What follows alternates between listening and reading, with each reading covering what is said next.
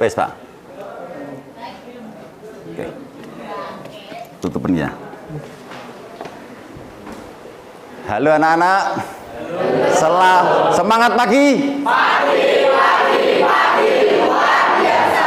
Alhamdulillahirabbil alamin. Sekali lagi semangat pagi. Pagi. Luar biasa.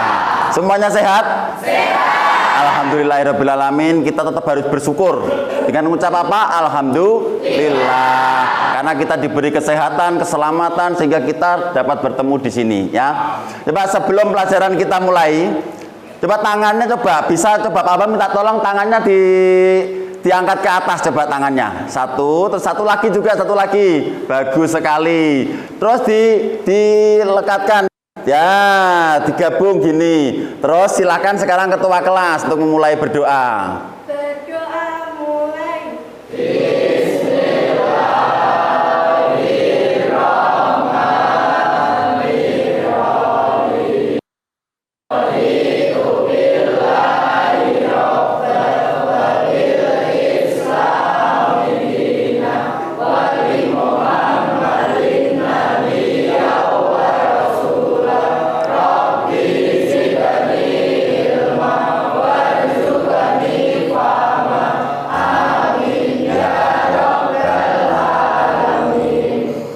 Alhamdulillahirabbil alamin. Berdoa sudah selesai. Sekarang kita waktunya untuk menyanyikan lagu Indonesia Raya. Ya. Sebelumnya saya ucap salam dulu. Assalamualaikum warahmatullahi wabarakatuh. Waalaikumsalam warahmatullahi wabarakatuh. Oke, baik. Yang bertugas untuk menyanyikan lagu Indonesia Raya dipimpin oleh salah satu, silakan Mbak. Ya.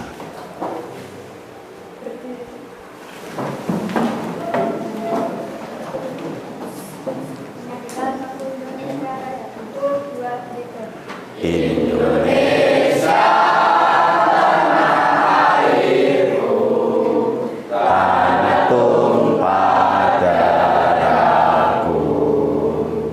Di sanalah aku berdiri, jadi pandu ibuku. Indonesia kebangsaanku, bangsa dan tanah airku. Marilah kita berseru, Indonesia bersatu. Hiduplah tanahku, hiduplah negeriku, bangsaku, rakyatku semuanya. Bangunlah jiwanya, bangunlah badannya untuk Indonesia Raya. Indonesia Raya, merdeka, merdeka. Tanahku, negeriku yang ku cinta. Indonesia Raya, merdeka, merdeka. Hiduplah Indonesia Raya. Indonesia Raya, merdeka, merdeka. Tanahku, negeriku yang ku cinta. Indonesia Raya, merdeka, merdeka. Hiduplah Indonesia Raya. Duduk kembali ya. Terima kasih anak-anakku yang menyanyikan lagu Indonesia Raya. Ini adalah wujud dari nasionalisme kita ya, sebagai rakyat Indonesia ya. Indonesia merdeka. Nah, itu ya. Oke, baik anak-anakku. Sekarang saya ingin cek kehadirannya. Semuanya sehat yang hadir di sini ya? Sehat. Alhamdulillahirabbil alamin. Tetapi untuk persyaratan saya harus ngecek satu persatu untuk sebagai daftar hadir kehadiran kalian di kelas ini. Ahmad Adrian. Siap. Ahmad Aprilian, Hadir, Pak. Anas Farkan, ya. Aprilia Puspita, Hadir, Pak. ya. Arya, ya. Azrila, oh ya. Bima, ya. Davrin, ya. Delvino, Devon, Dinda, Hadir, Pak. Elviana, ya. Yang keras nggak apa-apa Mbak ya, biar nanti terdengar suaranya. Elviana, Hadir, Pak. ya.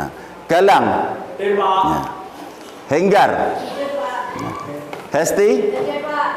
Jessica, Hadir, Pak. Mandala, Marcelino, Marwati, Hadir, Pak. Muhammad Aris, Muhammad Celsa, Muhammad Imam Ghazali, Muhammad Alfian, Mufida Ainu, Rehan Luki, Reza Dewi, Hadir, Pak. ya. Rizky Wahyu, bagus. Sania Ramadhani, Hadir, Pak. Siti Ina, Hadir, Pak. oh ya. Viselia, Hadir, Pak. ya. Zaskia, hadir alhamdulillah. Berarti 31 semuanya hadir di sini. Termasuk Dinda ya. Dinda mana Dinda? Kemarin baru sakit ya. Iya. Terus teman-temannya menjenguk tidak Dinda? Alhamdulillahirrabbilalamin. Begitu ya. Kalau ada teman yang sakit jangan lupa menjenguk. Biar apa nanti temannya itu merasa dia tidak sendiri. Karena kita adalah semuanya ini sama ya. Kita harus saling membantu, menolong ya. Disiplin gitu ya, dan percaya diri. Baik anak-anakku, untuk kehadiran sudah selesai. Sekarang saya kepengen melihat setelah kehadiran kerapian semuanya dari peserta didik yang ada di sini. Coba cek kerapian, semuanya sudah rapi? Ya, sudah, dasinya sudah dipakai. Oke, dasinya juga sudah, bajunya rapi dimasukkan semuanya, bagus. Yang perempuan cantik-cantik, yang laki-laki ganteng-ganteng. Nah, ya tak. Senang tidak kalian?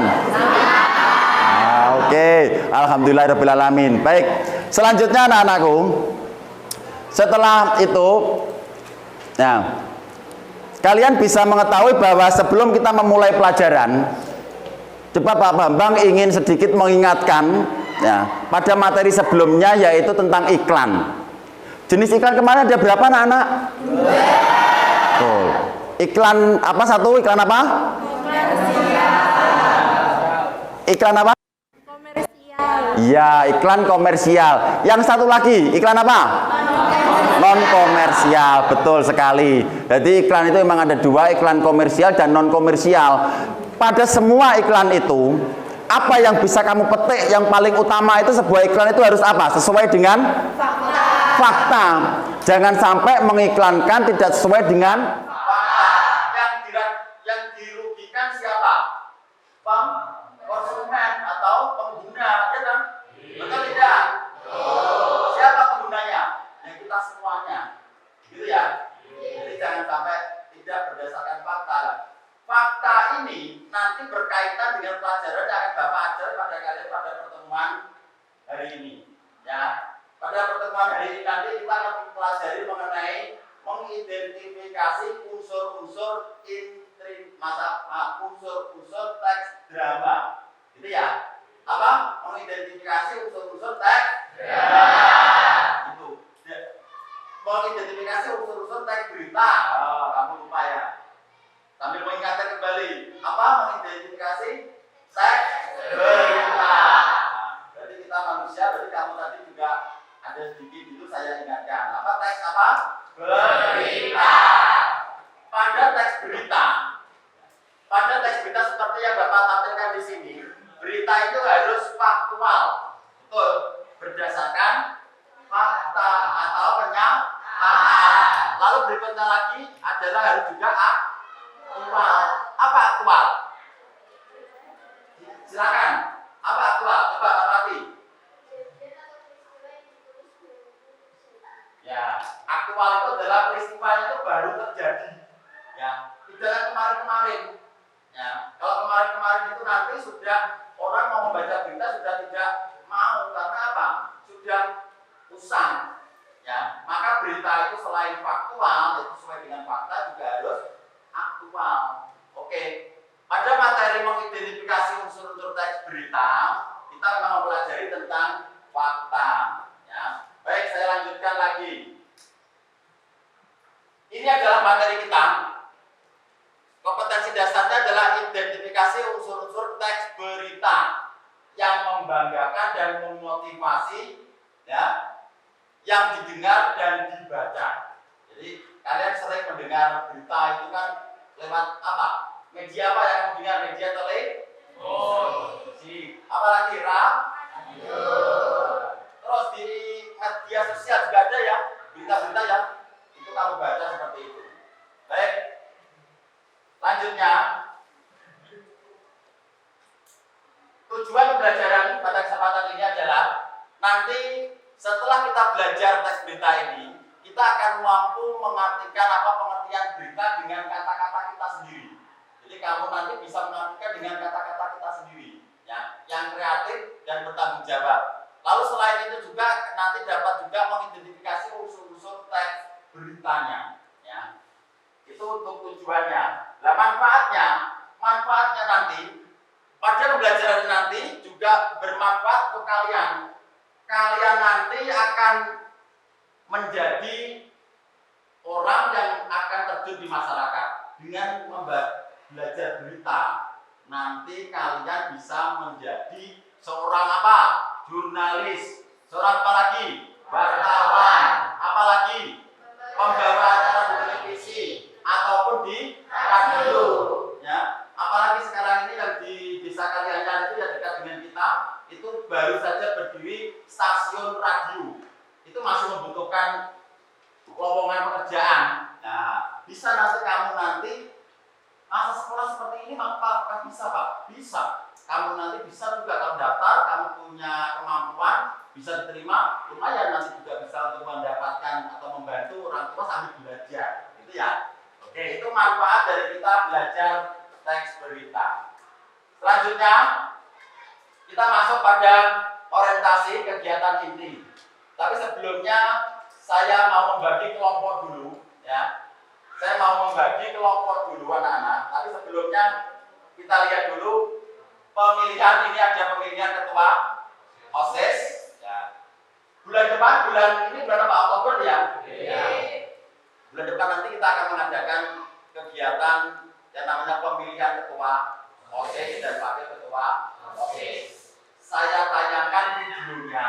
Nanti setelah ini saya tayangkan, nanti saya ingin kalian saya ingin ngecek kesiapan kalian dalam mempelajari materi ini dengan saya beri pertanyaannya ringan-ringan saja. Nanti kamu jawab sepengetahuan yang kamu tahu, ya, dari tayangan video yang dapat tayangkan ini.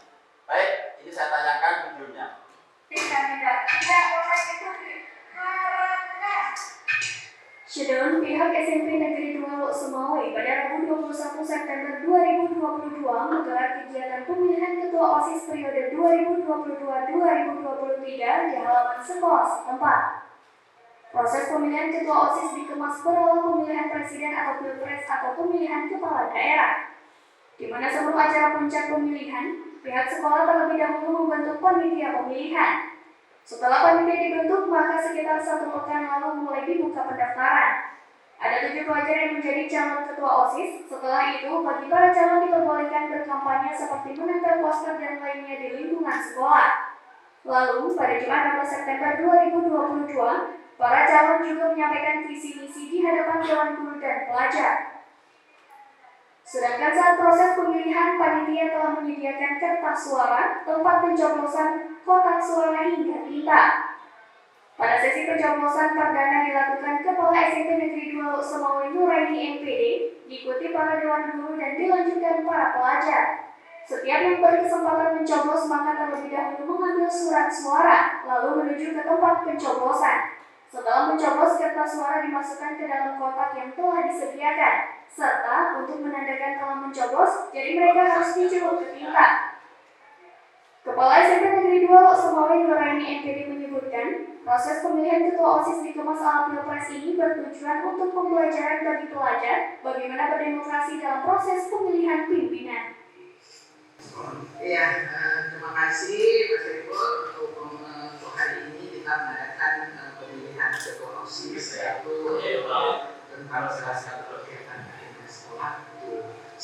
tahunnya. Dan untuk tahun ini kita coba pemilihan mengadopsi hampir-hampir mirip seperti pemilihan kepala daerah. Ini dilakukan sebagai pembelajaran demokrasi atau sebagai miniatur daripada demokrasi untuk anak-anak kita. Kemudian sebelum mereka mengajukan kandidat, itu di sekolah sudah dibentuk satu panitia. Kalau di Kepres itu seperti APU begitu ya. Jadi di sekolah kita bentuk dengan MPK atau Majelis Musyawarah Kelas. Nah, di situ. Setelah mereka kita bentuk panitia, maka masing-masing kelas memberikan calon kandidat. Nah, pada seminggu yang lalu sebelum acara pemilihan hari ini, mereka masing-masing memberikan orasi di depan seluruh warga sekolah. Pas kebetulan itu hari Jumat, kita setelah membaca Yasin, masing-masing kandidat yang diajukan oleh kelas itu berorasi, membuat visi-visi mereka masing-masing. Nah, setelah itu pada hari ini alhamdulillah ternyata ada 7 orang yang ikut sebagai calon kandidat. Begitu Mas Eko. Dari Lok Sumawi, saya Bahri, Serambi On TV. Oke, itu tadi adalah berita dari televisi Bapak ambil sengaja memang untuk memancing kalian. Dari berita tadi tentu di benak kalian itu sudah tergambar sebuah berita itu seperti ini, ya, cuma seperti ini sebuah berita. Ya. Tentang apa berita itu tadi? Pemilihan ketua OSIS dan wakil ketua OSIS. Oke.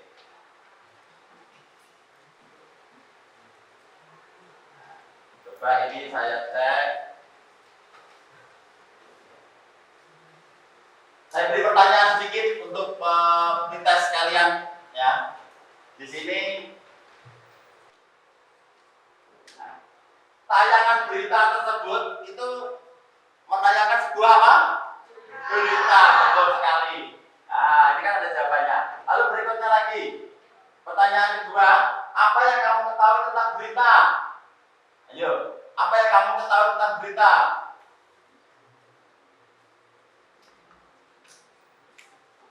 Berita adalah sebuah betul sekali. Berita itu adalah sebuah informasi yang disampaikan kepada siapa? Ya, masyarakat. Itu sebuah berita.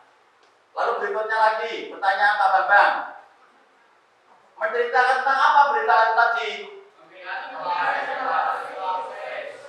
Tentang apa?